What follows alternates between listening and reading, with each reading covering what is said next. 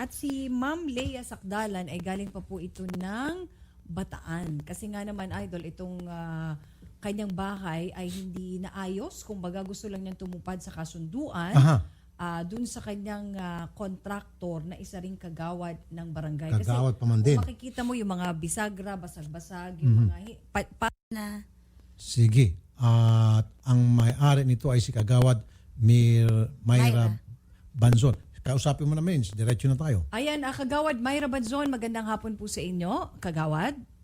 Anong baling nangyari? Kagawad Myra, magandang hapon po sa inyo, ma'am. Yes, ma. Apo, ma'am, live po tayo sa Action TV at Radyo 5 Niña Taduran. Kasama po ako ni Idol Rafi Tulfo.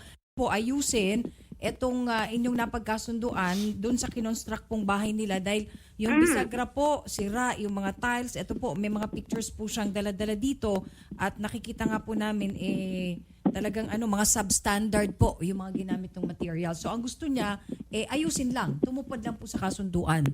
Yes, ma'am. Well, ganito po kasi yan, ma'am. Medyo gagawin naman po yan. Hindi naman po sana ganyan na hindi naman tatalikuran. Actually po, kung malalaman din po sana kahit papaano, may mga kulang pa naman din po sila sa amin, which is, ito na nga po, may amount na gantong usapin. Ang kaso po, hindi po talaga si Ma'am Lea sana yun. Ma'am, makasingit po ma'am. Ma'am Kagawad. Ma'am, excuse me ma'am. Si Rafi Tulfo po.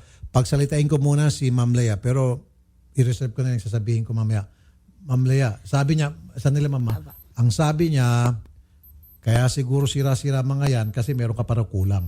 Sige po. Eto po, nagkasundo po dito na magbabayad kami ng 93,000 na may down payment. Kasi po unang merong April 6 kami na nagkasundo na sa barangay na gagawin nila.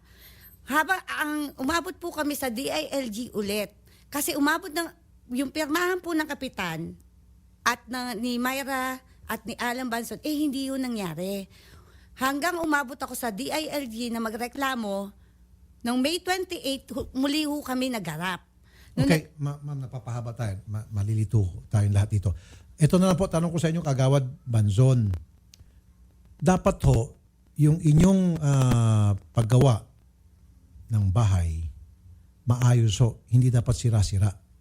Huwag na ho yung kasi nangako kayong reperen. Okay? Dapat ho, from the start, yung pong, ma'am, yung pong sa plano ninyo kasama na nagagawa kayo ng isang maayos na bahay at hindi sira-sira, hindi sirain, di ho ba? Okay. So, yung palusot nyo, yung sinabi nyo pong na, kaya sira-sira yan kasi marami pa siyang kulang. Hindi po, kasi po nagre-reklamo. Sir, ganito lang po, no, ibibigay ko rin po yung side ko. Opo. Ito na lang po, ma'am, pa-shortcut natin. Bakit po hindi pihado yung paggawa ninyo ng inyong mga bahay? Sir, hindi po naman, ganito naman po kasi yan. Bali po ang bahay is 1 taon na po siya. Kung nagkakaroon naman din po sana ng diferensya is pwede po kami sanang puntahan. 1 taon na po na rin po yan. Nandun naman din po sa kontrata na kung sakaling may reklamo, po pwede naman po sanang pumunta sa amin. Kami naman po bilang naggawa, bago lang po talaga na naging ganyan po na may mga lumabas na nirereklamo sila, is neto lang po. Kasi po, na parang nung naningilang po kami sila, dun lang din nila sinabi na Ma'am, sorry po ma'am, makasingit ma'am.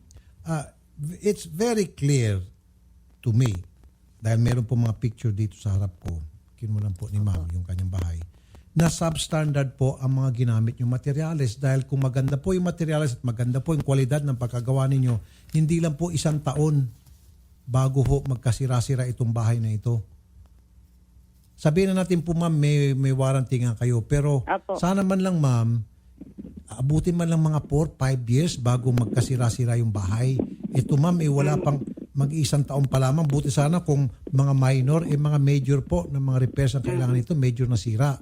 So, ibig sabihin, low quality ang mga materials na ginamit, low quality po yung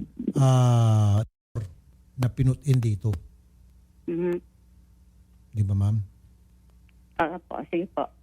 So, ma'am, para hindi ho kayo masira, number 1, hindi, wag na ho yung kayo pag bilang isang kagawad, yun na lang po yung inyong kumpanya para maproteksyon na naman po ninyong pangalan ninyong kumpanya, humaba po yung inyong pagninegosyo, di ba? Ayusin niyo naman po, ma'am.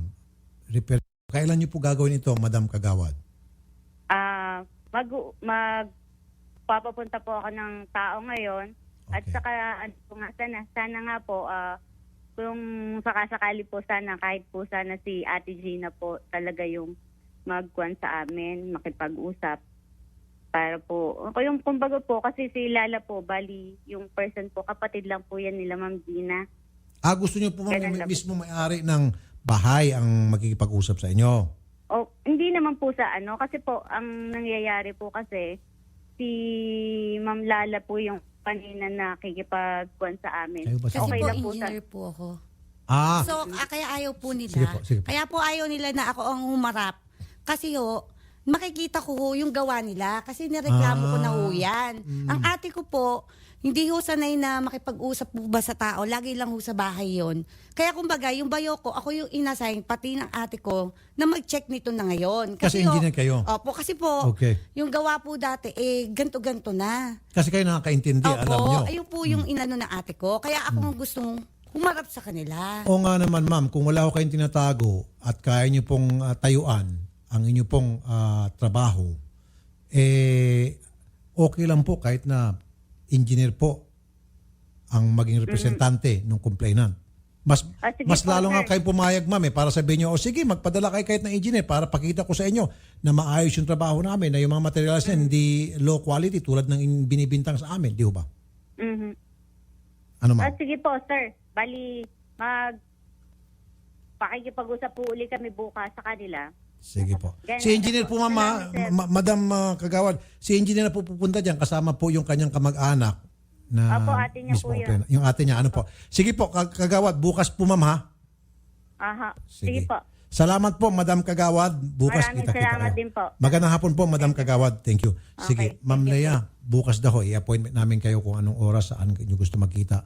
Solve na ho yung appointment. Salamat Sige po. po. Pag hindi po matuloy, kami hong bahalang kukulit ulit. Basta tomorrow may appointment na kayo. Oh, sige po. Salamat, po. Engineer. Maraming salamat po. Ma'am. Salamat na lang kay Chairman Remo Camacho, Barangay Talisay, Balanga, Bataan. Magandang hapon kay Chairman. Okay. Salamat po. Wanted. Be sure to come back. Use 5 everywhere. Copyright 2016.